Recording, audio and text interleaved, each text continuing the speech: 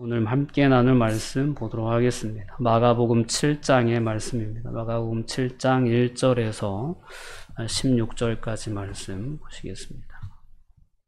우리 한 절씩 교독하도록 하겠습니다. 바리새인들과 또 서기관 중 몇이 예루살렘에서 와서 예수께 모여들었다가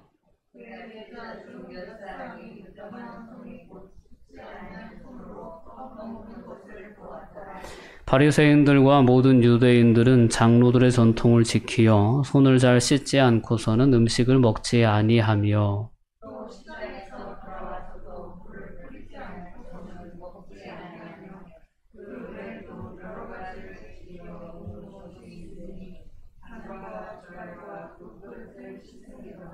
이에 바리새인들과 서기관들이 예수께 묻되 어찌하여 당신의 제자들은 장로들의 전통을 준행하지 아니하고 부정한 손으로 떡을 먹나이까?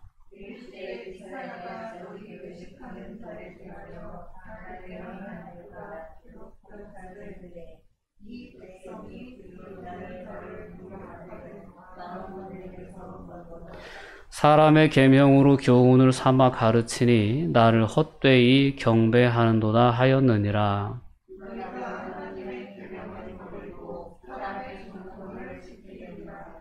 또 이르시되 너희가 너희 전통을 지키려고 하나님의 계명을 잘 저버리는도다.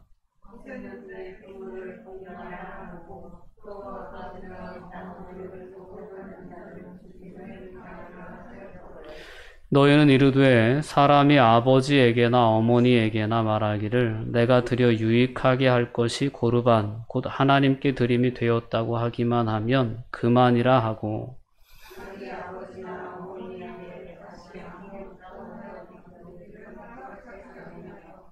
너희가 전한 전통으로 하나님의 말씀을 폐하며 또 이 같은 일을 많이 행하느니라 하시고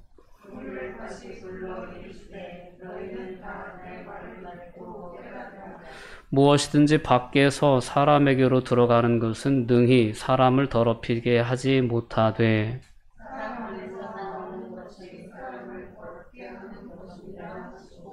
무리를 떠나 집으로 들어가시니 제자들이 그 비유를 묻자온되 느냐 무엇이든지 밖에서 들어가는 것이 능히 사람을 더럽게 하지 못함을 알지 못하느냐. 아멘. 16절까지 읽기로 했는데 제가 정신이 팔렸습니다. 한 주간 잘 지내셨나요? 네.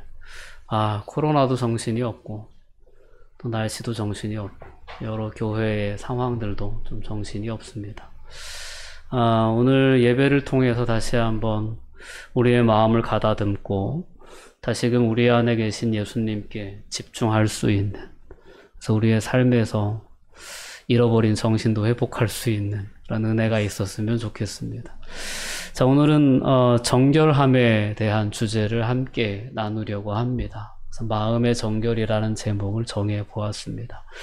예수님이 사역하시는 현장에 예수님의 이름이 너무 소문이 많이 나다 보니까 바리새인들도 서기관들도 와서 호시탐탐 예수님의 말씀에 책을 잡아 보려고 그렇게 노리는 듯한 그러한 분위기입니다. 근데 그런 어떤 분위기 가운데서 제자들이 실수를 하고 말죠. 씻지 않은 손으로 바리새인들과 서기관들 앞에서 음식을 먹게 된 것입니다. 딱 걸린 거예요. 그래서 바리새인들과 서기관들이 그 씻지 않은 손으로 음식 먹는 것에 대해서 시비를 걸기 시작하고 더 나아가서는 예수님께 뭐라고 얘기하냐면 왜 당신은 장로들의 유전을 가볍게 여기냐, 왜 지키지 않느냐 라는 그런 시비를 걸기에까지 이른 것입니다. 자, 오늘 이와 같은 상황 가운데서 예수님은 그들의 어떤 외식하는 모습을 강하게 책망하시며 우리가 진정으로 하나님 앞에서 중요한 것은 우리의 마음을 살피는 것이다 라는 그러한 취지의 말씀을 주신 본문입니다. 오늘 다시금 오늘 본문의 말씀을 통해서 우리의 삶도 우리의 신앙도 점검해 볼 수 있는 은혜가 우리 모두에게 있었으면 좋겠습니다. 세상은 점점 외식주의가 팽배해져 가는 것 같습니다. 너무 거칠애가 많고 겉으로 드러나는 것의 가치에 사람들이 너무 쏠려 있는 것이 아닌가 싶습니다. 무엇을 먹느냐도 사람들의 어떤 있고 없고를 드러내는 척도가 되고, 무엇을 입느냐, 무엇을 타느냐, 어떤 거주의 환경 가운데 있느냐에 따라서 사람들의 어떤 그러한 가치에 대한 판단, 사람의 중요성까지도 판단하려고 하는 것이 요즘 세대의 문화가 아닌가 싶습니다. 그래서 솔직히 실속은 없음에도 불구하고 이 겉을 꾸미려고 하는 그러한 어떤 젊은 세대들이 요즘은 참 많이 있지 않나 싶습니다. 플렉스라고 하는 단어가 요즘 젊은 사람들에게 그렇게 유행하는 것처럼 말이죠. 겉으로 보기에만 아주 화려해 보이는 그러한 문화를 사람들이 쫓는 그러한 시대를 살아가고 있습니다. 자, 이러한 시대이기 때문에 더더욱 우리는 이런 외적인 모습에 더 많은 신경을 쓰지 않나 싶습니다. 누구를 만나러 나가거나 어떤 장소에 갈 때 늘 옷에 대해 신경을 쓰고 외모에 대해 신경을 쓰고 그렇습니다. 근데 이러한 부분들이 필요하긴 합니다. 또 될 수 있으면 아름다운 모습으로 우리가 삶을 살아가는 것도 필요합니다. 근데 이러한 어떤 세상의 문화에 너무 익숙해져 있다 보니까 어느덧 하나님 앞에서 우리의 마음을 살피는 그러한 부분에 우리가 소홀해지지 않을까 싶어 그러한 부분이 우려가 됩니다. 아무리 겉으로 아름다운 모습을 지니고 있다고 해도 우리가 세상을 살아가면서 사람들을 만나고 그들과 인격적인 관계를 맺다 보면 겉모습보다 더 중요한 것은 누가 뭐라고 해도 그 사람의 성품이고 그 사람의 인격입니다. 그 사람이 어떤 삶을 살아왔는지, 그 삶의 과정 가운데서 얼마나 인격이 아름답게 성숙하고 다듬어졌는지가 사람과 사람과의 관계에서는 어떤 옷을 입었는지, 어떤 삶의 환경에서 살아가는지보다 더 중요하다는 것을 우리는 인간 관계를 맺다 보면 보다 깊이 깨닫게 되지 않나 싶습니다. 하나님과의 관계도 그렇지 않나 우리는 생각해 볼 필요가 있습니다. 하나님 앞에서 우리가 아무리 거룩하게 우리의 어떤 겉모습을 치장한들 하나님은 그것에 대해서 개념하지 않으십니다. 그것에 대해서 관심 두지 않으신다라는 것입니다. 하나님은 오직 중요하게 여기시는 것이 우리의 마음 중심이다라는 것을 우린 분명히 기억할 수 있어야 합니다. 마음 중심으로 하나님의 창조주 되심을 인정하고 하나님의 주권을 인정하고 하나님의 뜻에 순종하는 삶을 살아가는 것이 하나님과의 관계에 있어서는 가장 중요한 것이지, 이 관계를 떠나서 인간이 아무리 열심히 어떤 자신의 행위를 쌓아가고 자신의 거룩한 삶을 구별하려고 한다고 해도 그것으로 하나님 앞에 우리는 설 수 없다는 것을 우린 분명히 기억할 수 있어야 합니다. 오늘 본문에 나온 이 정결법에 대한 논쟁은 그런 어떤 예수님의 교훈을 우리에게 깨우쳐주는 아주 중요한 계기로 작용하고 있다는 것을 우린 볼 수 있어야 합니다. 오늘 이 바리새인들과 서기관들이 가지고 있었던 장로들의 전통이라고 하는 부분에 대해서 여러분들이 우선적으로 이해를 하셔야 될 것 같아요. 장로들의 전통이 도대체 무엇인가?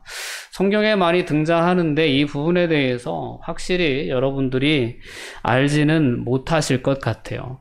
장로들의 전통이 등장하게 된 배경은 유대인들의 역사 속에 있습니다. 유대인들은 다윗과 솔로몬 시대 때 가장 최고의 영광을 맛보았다고 할 수 있겠습니다.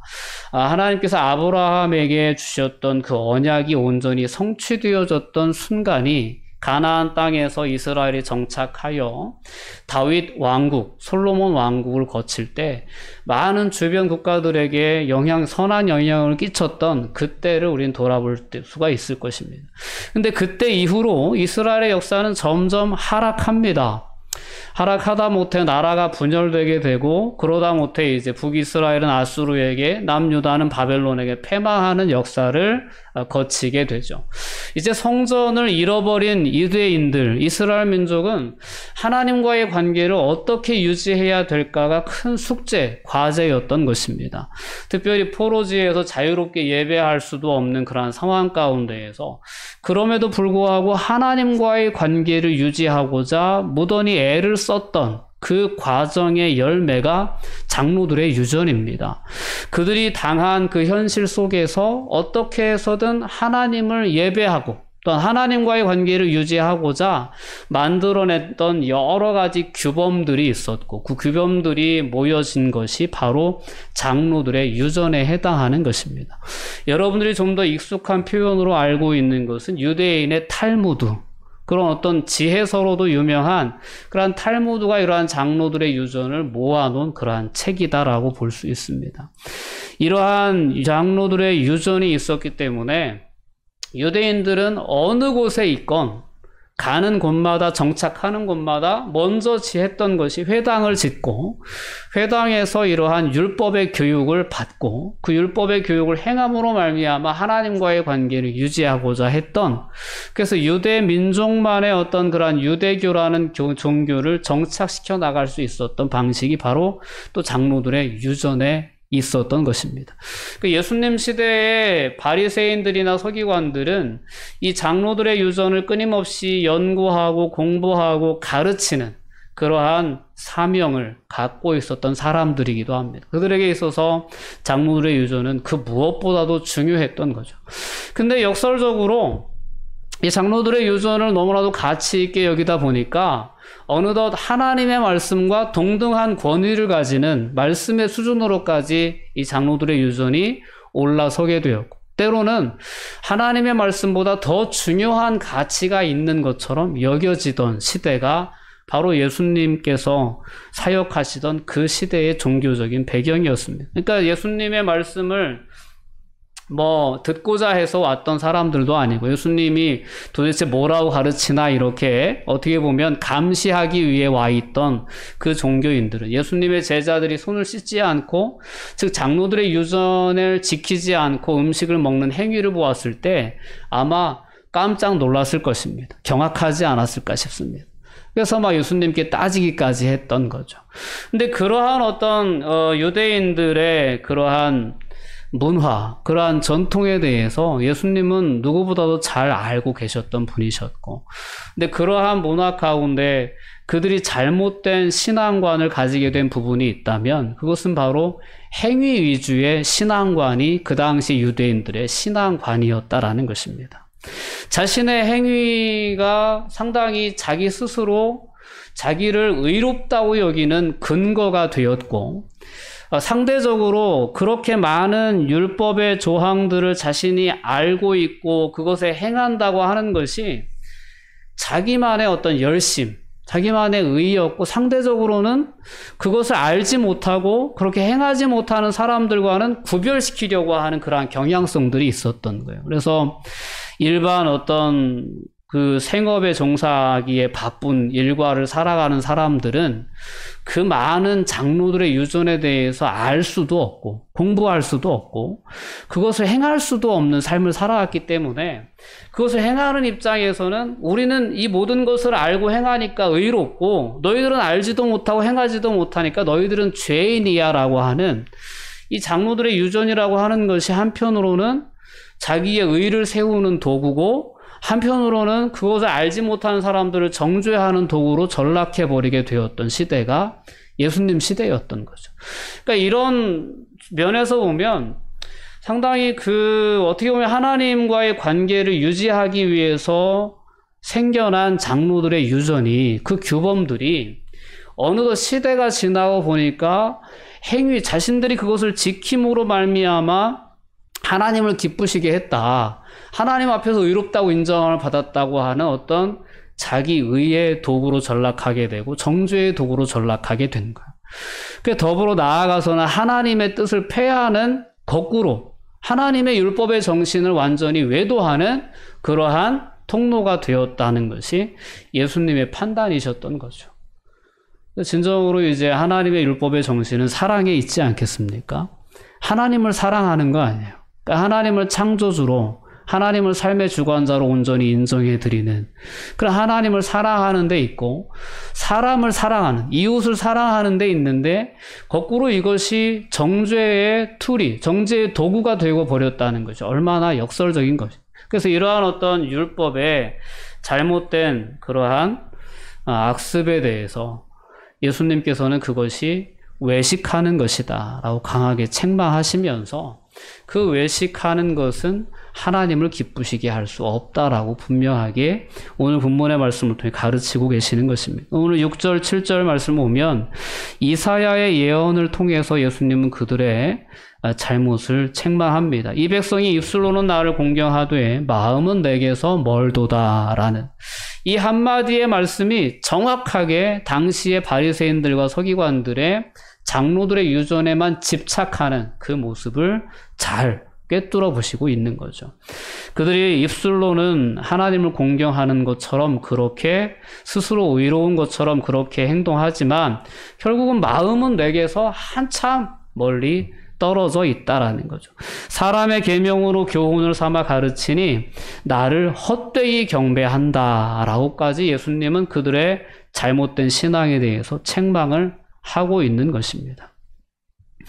자, 우리는 사무엘상 15장에 보면 사울 왕의 이야기가 나오는데요.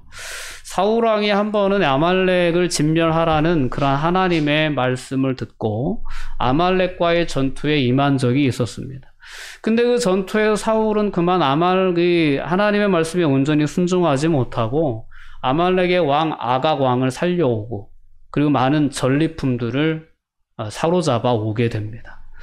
근데 그 모습을 본 사무엘 선지자가 책망을 하죠. 이 어찌된 일이냐? 왜 살려줬냐? 왜 아가왕을 사로잡아 왔냐? 그러면서 왜 또 이 많은 우양의 소리는 무엇이냐라고 추궁하자 그때 사울이 대답했던 것이 이렇습니다. 마치 사울은 그런 자신의 행동을 합리화시키듯이 제사하려고 그랬다. 하나님께 드리려고 그랬다라는 그러한 핑계를 댑니다. 이것이 진심이었는지 아닌지는 우리가 알 수가 없죠. 그러나 사울은 그러한 어떤 이유를 댑니다. 하나님께 너무 좋은 것들, 하나님께 드리려고 구별해왔다라고 대답을 합니다. 사울에게 있어서는 제사라는 하나님의 율법, 하나님의 계명이죠. 제사를 드리고자 했다라는 것이 사울의 이유였어요. 그러나 그에 대해서 사무엘 선지자는 분명하게 얘기합니다. 우리 함께 읽어봅니다. 여호와께서 번제와 다른 제사를 그 목소리에 순종하는 것을 좋아하심같이 좋아하시겠나이까?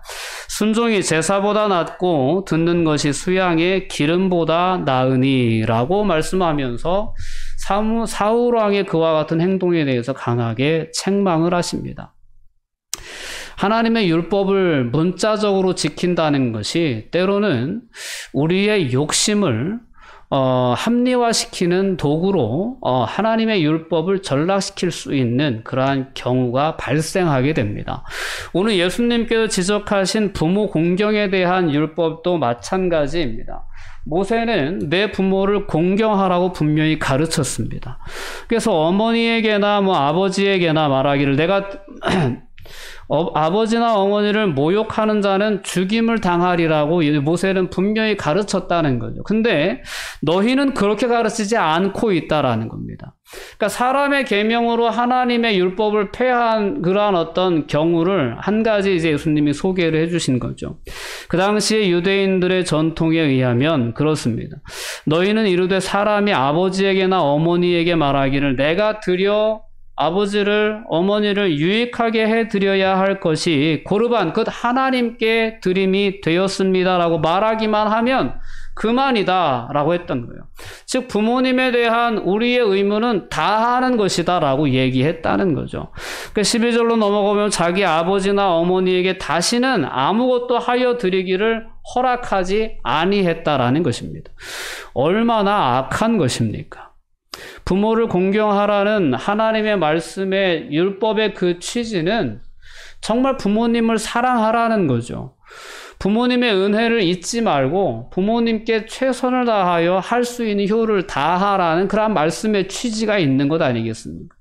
근데 이들의 생각에는 부모님보다 하나님께 드림이 되었다라고 하면 부모님께 대하여서 뭐 드리지 못하는 것은 다 괜찮아진다라고 그렇게 생각을 했던 것입니다. 인간의 어떤 악한 마음을 합리화시켜버리는 그러한 도구로 장로들의 전통은 그렇게 쓰임받고 있었다라는 것을 한 가지 예로 예수님께서 말씀하신 것입니다. 좀 아까 보았던 사울왕의 욕심, 사울왕이 그 전리품들을 챙겨오면서 사무엘에게 둘러댄 것은 하나님께 드리려고 그랬다라는 핑계였습니다.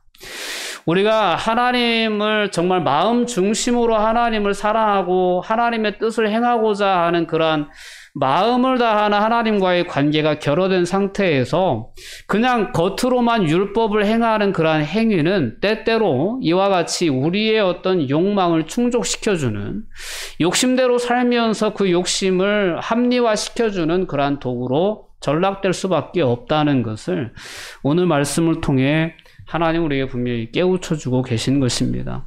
자, 이렇게 당시의 유대인들은 그들이 전한 전통으로 하나님의 말씀을 폐하였고 또 이 같은 일을 많이 행하였다라고 하시면서 그들의 외식, 그들의 거칠애를 예수님은 강하게 책망하십니다. 그리고 돌아서서 무리들에게 진정한 가르침을 가르쳐 주시는 거예요. 오늘 14절 이후의 말씀을 보면 무리를 다시 불러 그들에게 말씀하십니다. 너희는 내 말을 듣고 깨달아야 된다. 그들에게 깨우침을 주시는 거예요. 15절, 16절 말씀을 보면 무엇이든지 밖에서 사람에게로 들어가는 것은 능히 사람을 더럽게 하지 못한다.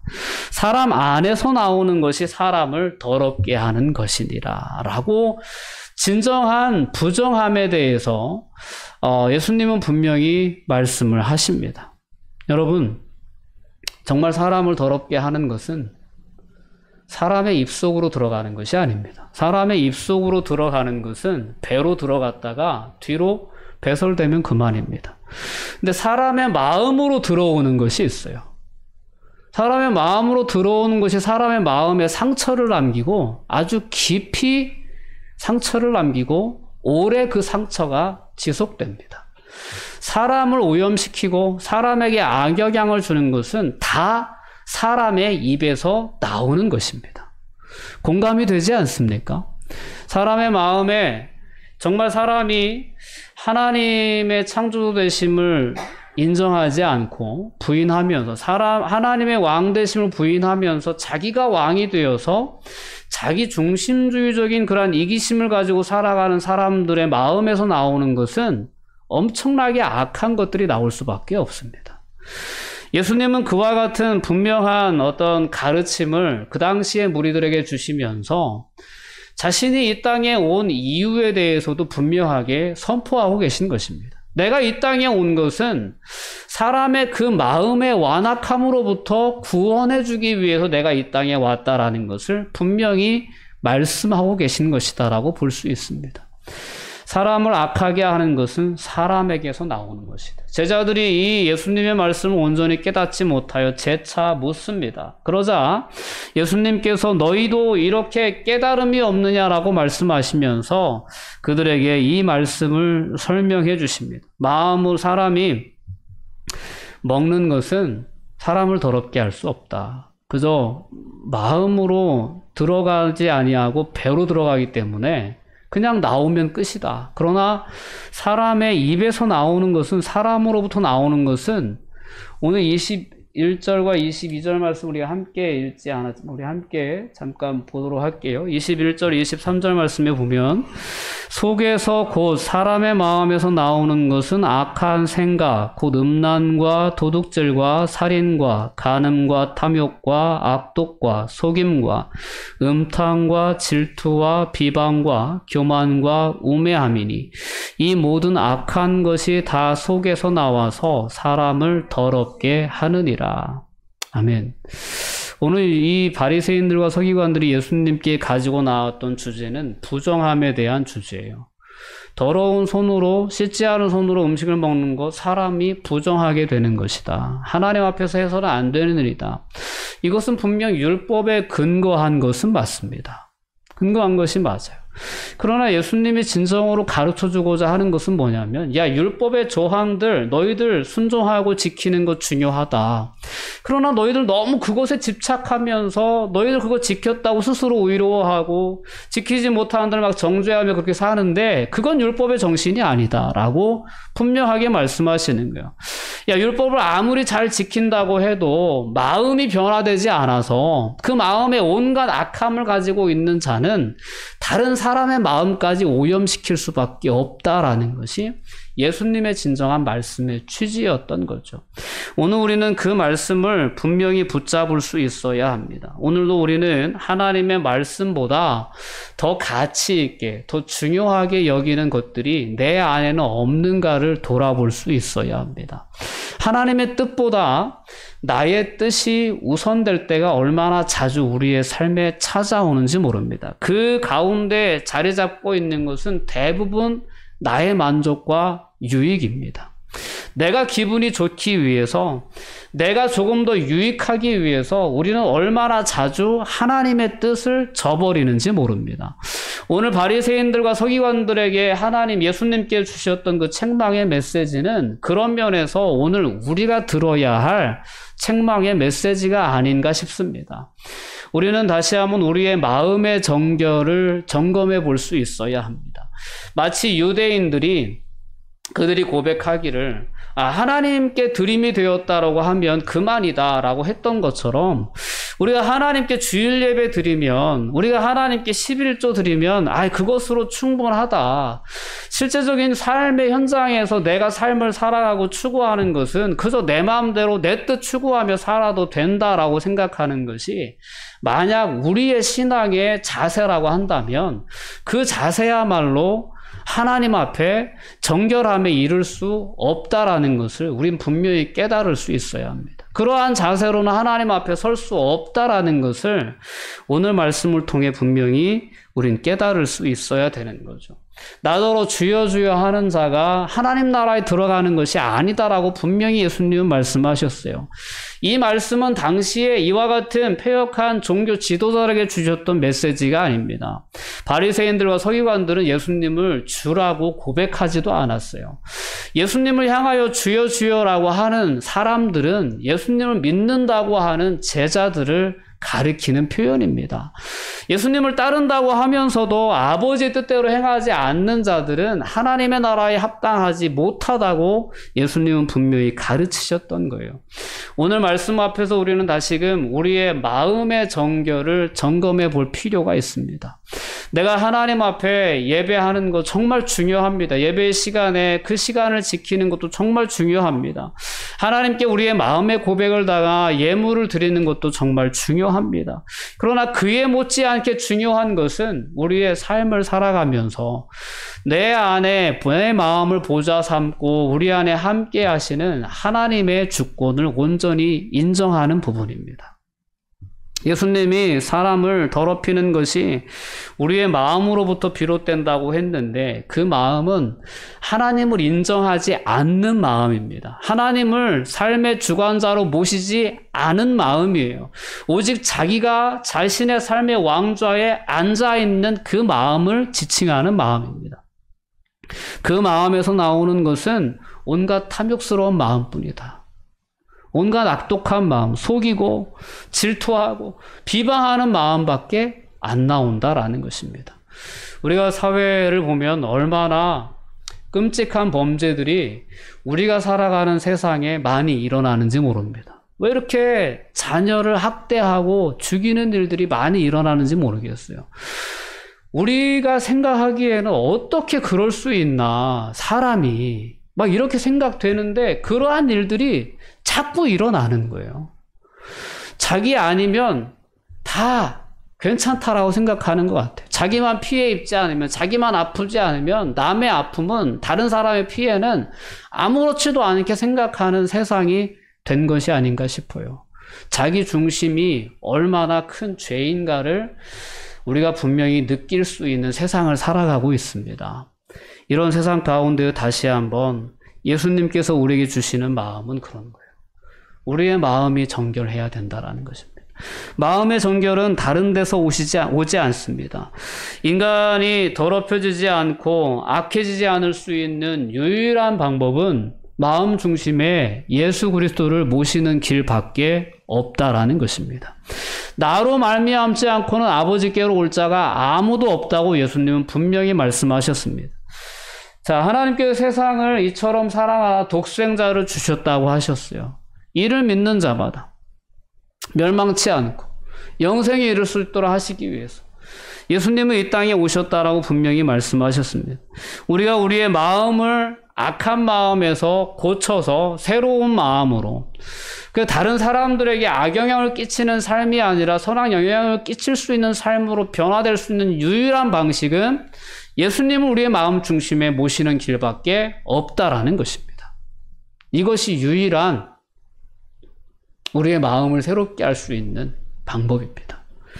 마음은 마치 샘과 같아서 그 마음에 오염이 되어져 버리면 오염된 샘에서 계속 더러운 물이 흘러나올 수밖에 없습니다.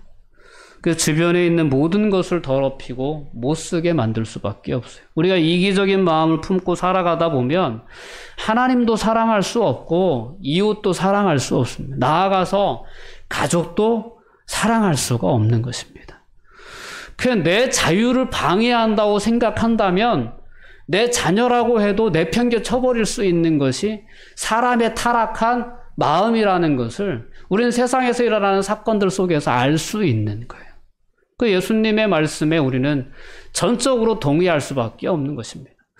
이렇게 전적으로 이 말씀에 동의를 한다면 우리는 다시금 내 마음에 예수 그리스도를 주인으로 모실 수 있어야 합니다. 예배의 자리뿐만 아니라 기도의 순간뿐만 아니라 우리의 모든 삶의 순간에 예수님을 나의 삶의 주인으로 모시고 그분의 뜻을 묻고 그분의 뜻에 순종하는 그러한 삶을 결단하지 않고는 우리가 정결함에 이를 수 없다라는 것을 오늘 말씀을 통해 분명히 깨우칠 수 있어야 합니다. 사회의 병폐와 부조리, 수많은 부도덕한 행위들이 다 어디에서 비롯된 것인가를 우리는 분명히 오늘 말씀을 통해 인식할 수 있어야 합니다. 더욱이 그리스도 안에서 믿음으로 하나님의 구속함을 받은 성도들은 그리스도로 인해서 하나님과 화해된 상태이며 하나님을 사랑하는 자임을 인식하여서 우리는 주님께서 가르쳐 주신 율법의 정신 위에 우리의 삶을 바르게 세워나갈 수 있는 그런 믿음의 결단을 해야 될 줄 믿습니다. 하나님을 사랑함과 내 이웃을 내 몸과 같이 사랑하라는 명령을 늘 기억하며 순종하는 삶을 결단해야 될 줄 믿습니다. 이것이 우리로 하여금 우리의 마음을 정결함에 이르게 하고 하나님 앞에 설 수 있도록 이끄는 유일한 길이라는 것을 분명히 기억해야 합니다. 로마서 12장의 말씀은 우리에게 너희는 이 세대를 본받지 말라고 분명히 말씀합니다. 이 외식주의 문화가 가득해 있는, 겉으로 보여주고자 하는 그러한 어떤 욕구가 가득해 있는 이 세대를 본받지 말고 오직 우리가 신경 써야 할 것은 마음을 새롭게 해야 된다는 겁니다. 늘 마음을 새롭게 함으로 변화를 받아서 하나님의 선하시고 기뻐하시고 온전하신 뜻이 무엇인지 끊임없이 분별하고 그 뜻에 순종하는 삶을 결단하는 것이 정말 우리가 하나님 앞에서 힘써야 할 부분이라는 것입니다. 이제 우리가 다시 한번 오늘 말씀 앞에 서서 하나님이 주신 깨달음을 붙잡고 이제 세상을 향하여 나아갑니다. 세상을 향하여 나아가 우리가 삶을 살아갈 때 다시 한번 우리의 외적인 모습이 아니라 우리의 내면적인 모습을 가지고 사람을 대하고 또한 하나님 앞에 서고자 하는 그러한 삶의 새로운 결단이 저와 여러분 모두에게 있었으면 좋겠습니다. 이 결단이 아름다운 열매로 이어질 수 있어서 하나님 앞에 정말 정결한 자로 설 수 있는 그러한 은혜로까지 경험될 수 있기를 주님의 이름으로 축원드립니다. 기도하시겠습니다. 사랑과 은혜가 충만하신 아버지 하나님, 감사와 영광을 돌려드립니다. 저희들은 여전히 연약합니다. 얼마나 자주 우리 안에 있는 욕심에 정욕에 이끌려 하나님의 뜻을 외면할 때가 많았는지 모릅니다. 주님 저희를 긍휼히 여겨 주시옵소서. 나의 감정을 위해서는, 나의 만족을 위해서는 다른 사람들의 손해, 다른 사람들의 아픔, 괜찮다라고 생각하는 이기적인 마음들이 오늘 우리의 마음에는 없는지 다시금 점검해 볼 수 있게 해주시고, 진정 우리가 하나님의 자녀로서 마음의 정결에 힘쓸 수 있도록 주님 저희들을 붙잡아 주시옵소서. 감사드리며 예수님의 이름으로 기도하옵나이다. 아멘.